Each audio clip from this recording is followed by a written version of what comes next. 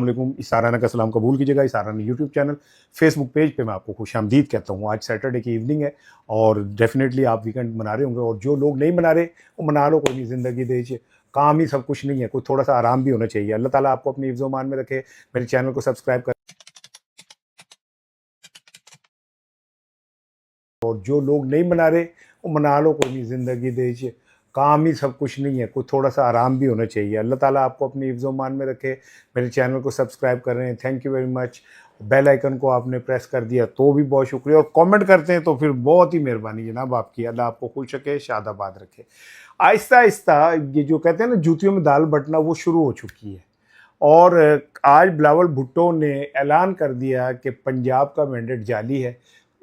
आप ये समझ लें कि पीटीआई का जो मौक़िफ़ है उसको कोई ना कोई कुछ अरसे बाद दोहराता रहता है, लेकिन आज बिलावल भुट्टो ने सीधा सीधा मुस्लिम लीग नून को ये कहा कि जी पंजाब में जो तुम जाली मैंडेट लेके बैठे हो, और मरियम साहिबा के ऊपर बराह रास्त हमला करते हुए कह दिया कि मरियम साहिबा आप फार्म 47 की जाली हुकूमत बनाने वाली वज़ीर आला है। इसके बाद ये लड़ाई जो है ये अब आपको और बढ़ती नज़र आएगी, क्योंकि गिलगित के अंदर जैसे ही ये इंतखाबात होंगे जो हल्के दोबारा जिन पे इलेक्शन कमीशन का है, आप देखेंगे पीपल्स पार्टी और मुस्लिम लीग नून एक दूसरे के सर पकड़ के, बाल पकड़ के बैठ गई है।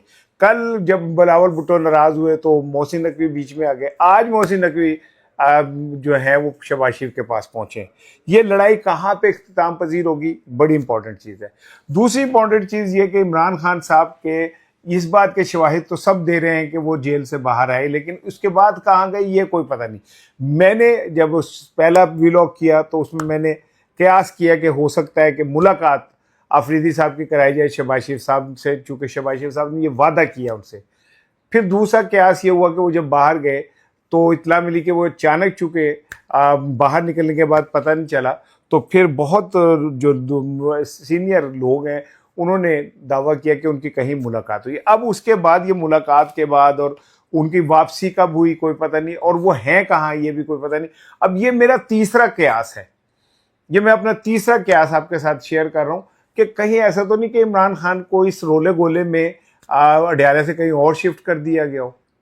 ये मेरा कयास है, मैं खबर नहीं है, इसके ऊपर मैं बात करूंगा। तीसरी चीज़ जो बड़ी इंपॉर्टेंट है वो ये है कि सुहेल आफरीदी साहब जो हर बार ऐलान करते कि मैं जंजीर तोड़ दूंगा, तोड़ नहीं पाते, लेकिन इस बार सुहेल आफरीदी के जो गुफ्तगू है वो अगर आप गौर से सुने तो आपको अंदाज़ा ना एक होगा कि सुहेल आफरीदी की भी बस हो गई है, ठीक है ना। और वो अब आहिस्ता आहिस्ता कह रहे हैं क्या नाम है, ज़्यादा बात नहीं चीफ साहब, आज के बाद मुलाकात नहीं चीफ साहब, वो जो है ना बस भी बस, ज़्यादा बात नहीं चीफ साहब। मुझे लग रहा है कि सुहेल आफरीदी उस जगह पे पहुंच गया है जहाँ पे आके अब उसके पास कोई और रास्ता नहीं रहा है। ये तीन बड़े इंपॉर्टेंट टॉपिक हैं जिस पे आपसे बात करनी है।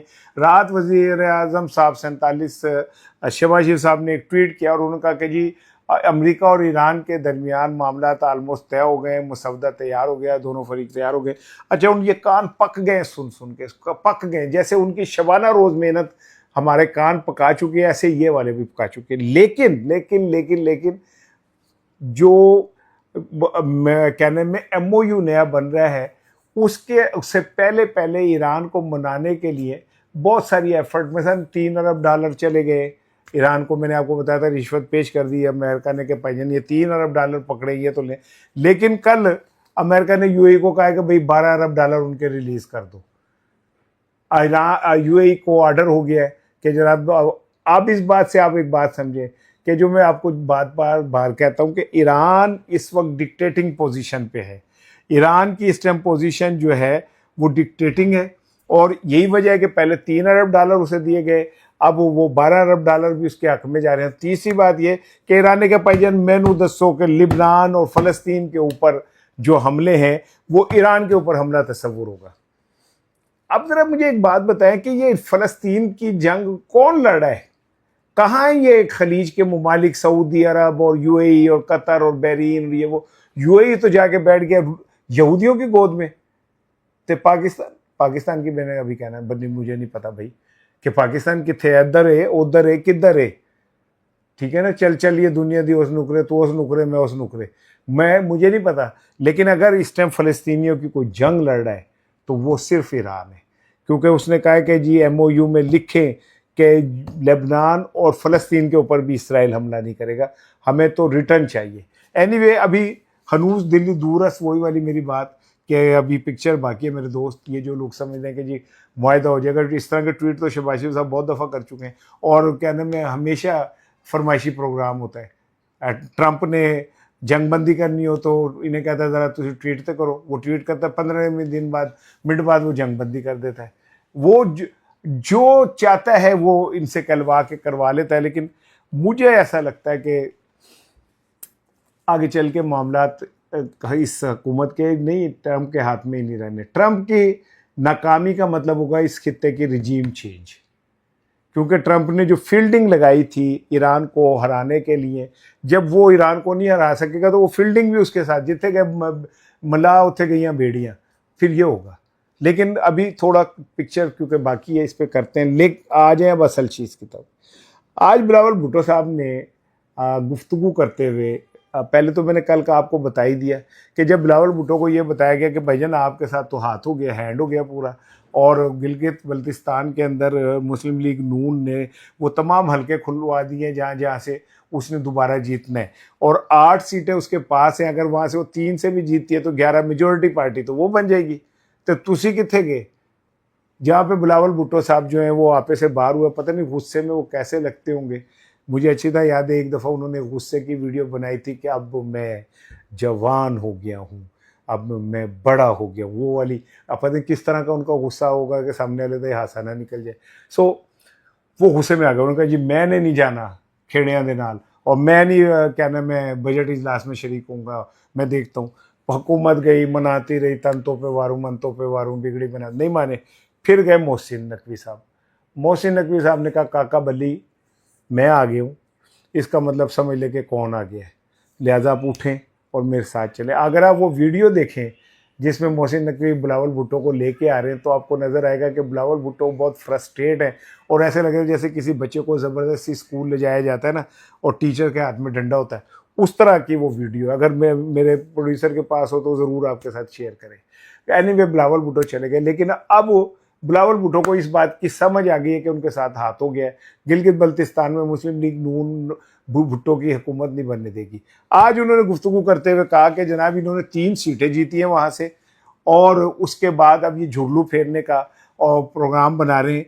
और उन्होंने कहा कि जी जो कहते थे हम गिलगित बल्तिस्तान को लाहौर बना देंगे, तो इसका मतलब उन्होंने दरअसल ये है कि जैसे पंजाब में आपने जाली हुकूमत बनाई हुई है, जैसे पंजाब में आपने अवामी मैंडेट को पे डाका डाल के हुकूमत बनाई है, वैसे ही आप गिलगित बल्तिस्तान में हुकूमत बनाना चाहते हैं। बिलावल भुट्टो ने मरियम भुट्टो के खिलाफ समझ में ऐलान जंग कर दिया है। आज उन्होंने डायरेक्ट पंजाब हुकूमत को ये कह दिया कि ये 2 नंबर जाली हुकूमत है। अब पंजाब हुकूमत का जवाब क्या आता है ये तो नहीं पता, लेकिन आप समझे पीपल्स पार्टी और मुस्लिम लीग नून में कोई लड़ाई नहीं है, लड़ाई भुट्टो और नवाज शरीफ खानदान में है। क्योंकि जो मर्जी आप कर लें, ये एक नेचुरल वो है कि जिसमें भुट्टो खानदान, जुल्फकार अली भुट्टो की बात कर रहा हूँ मैं, अब बिलावल जरदारी की ना समझिएगा, भुट्टो खानदान की और नवाज शरीफ की है। भुट्टो को फांसी लगी तो जिसने फांसी दी नवाज शरीफ ने उसे अपना रूहानी बाप कहा। एक अरसे वो भुट्टो को मुल्क तोड़ने वाला और मुल्क को तबाह करने वाला करार देते रहे। अब इस सारे सूरत हाल के अंदर डायरेक्ट नवाज शरीफ को उसने टारगेट किया बिलावल भुट्टो ने कि वो आए तकरीर शकरीर करने। ये वो कहा यह जा रहा है कि इसके बाद पंजाब की तरफ से भी एक बड़ा सा जवाब आने वाला हो सकता है। जब मेरा वीलॉग आप देखें तब तक कोई बड़ा वाज़ेह जवाब आ जाए। लेकिन बिलावल भुट्टो ने पंजाब हुकूमत को जाली हुकूमत करार देकर ऐलानी जंग कर दिया है। अब आ जाए सुहेल आफरीदी की तरफ। सर सुहेल आफरीदी साहब का मैंने आपको बताया कि मैं कभी उनके हक़ में बात करता हूँ, कभी उनके ख़िलाफ़ बात करता हूँ, ऐसे जी चल रहा होता है मेरा। जब वो अच्छी बात करते हैं मैं उनकी तारीफ़ कर देता हूँ, जब वो बुरी बात करते हैं मैं उनके ख़िलाफ़ बात कर देता हूँ। मेरा तो कोई अपना एजेंडा है कोई नहीं। मैंने तो ये देखना है कि जनाब अली कौन इमरान खान के साथ खड़ा है और इमरान खान की बात कर रहा है। तो आज उन्होंने सुहेल आफरीदी साहब ने जो गुफ्तगू की है वो कह रहे हैं जी मुझे सियासी स्पेस नहीं दी जा रही, मुझे दीवार से लगाया जा रहा है, और मुझे जो कुछ भी वादे वईद किए गए उनमें से कोई भी पूरा नहीं हो रहा। तो मेरे पास इसके अलावा कोई वो नहीं है कि बजट में पास ना होने दूँ। अच्छा, वो कहते हैं ये जो लोगों को ये है कि जी बागी और वो फना ग्रुप, तो कहते हैं वो कल बंदे पूरे आप देख लें, गिन लें कि बंदे पूरे हैं। लेकिन अगर अब इमरान खान से मेरी मुलाकात नहीं होती तो शायद ये बजट पास होना मुश्किल हो जाए। अच्छा, लोग कहते हैं कि जी बजट पास नहीं होगा तो हुकूमत जो है वो क्या कहते हैं वो हो जाएगी, ख़त्म हो जाएगी। लेकिन आइनी माहिरीन का कहना है कि ऐसी कोई बात नहीं है कि जी बजट पास होना, बजट पेश कर दिया जाए, बजट सामने आ जाए और हुकूमत दे दे तो उसके ऊपर भी प्रोसीडिंग है ना, वो देखी जाती है जो भी हो। सुहेल अफरीदी जब पे ये इल्ज़ाम आया कि जनाब अली आप तो भैया जाके वज़ीर आज़म के साथ बैठ जाते हैं, तो यहाँ से जो अंदर के लोग हैं उन्होंने ये बताया कि सुहेल अफरीदी को शहबाज शरीफ साहब ने ये कहा था कि जी आप मेरे साथ चलें और मेरे इजलास में शिरकत करें, सिस्टम का हिस्सा बने, मैं कुछ ना कुछ करूँगा। लेकिन आप अंदाज़ा करें शहबाज शरीफ साहब की, 2 नंबरी तो नहीं कहना चाहिए भाई, लेकिन ये कि शहबाज शरीफ साहब का ज़रा अंदाज़ मुलाहिज़ा फरमाएँ कि आज कौमी असम्बली में उन्होंने खिताब करते हुए कल कहा कि जी अचकज़ई साहब मुझे घूर घूर के देख रहे हैं, मैं आपसे बातचीत करने के लिए तैयार हूँ, मैं आपसे मुज़ाकरा करने के लिए तैयार हूँ। क्या लगा ना, मिसाके जमहूरियत के अजीम चैम्पियन। लेकिन सुहेल अफरीदी कहते हैं कि जनाब जो इन्होंने तकरीर रिकॉर्ड कराई थी इक़्तिसादी राब्ता कमेटी के इजलास के बाद, उसका जो जुमले थे वो ये थे कि सुहेल अफरीदी मुझसे बहुत सारी बातों पर मुत्तफिक नहीं है और मैं उनसे बाद में इसके ऊपर उनके साथ वो करूँगा। तो कहते हैं उनके वो जुमले ही एडिट कर दिए गए। अब मुझे नहीं पता कि वज़ीर आज़म इतना कमज़ोर हो सकता है कि उसकी तकरीर के जुमले एडिट हो जाएं और उसे पता ना हो या उस पर वो एक्शन ना ले। इससे आप अंदाज़ा कर लें कि वो किस जगह खड़े हैं। हाँ, मैं बात असल भूल गया कि जो मैं आपको बता रहा था कि नून लीग और नहीं, मरियम और बिलावल भुट्टो में जो जंग शुरू होने जा रही है, इस पे शायद ऊपर के जो लोग हैं मेहरबान, वो भी को खुश नहीं है और कहीं उनका इस हवाले से पलड़ा बिलावल भुट्टो की तरफ है। कल मोहसिन नकवी जब बिलावल भुट्टो को मनाने गए और उन्होंने वहाँ ले जाके कहा कि काका बच्चे, सोने काके पुत्र, तू जिन मैं तुझे जैसे कह रहा हूँ कर, तेरी मेहरबानी नहीं तो फिर असी ज़बरदस्ती कर लांगे।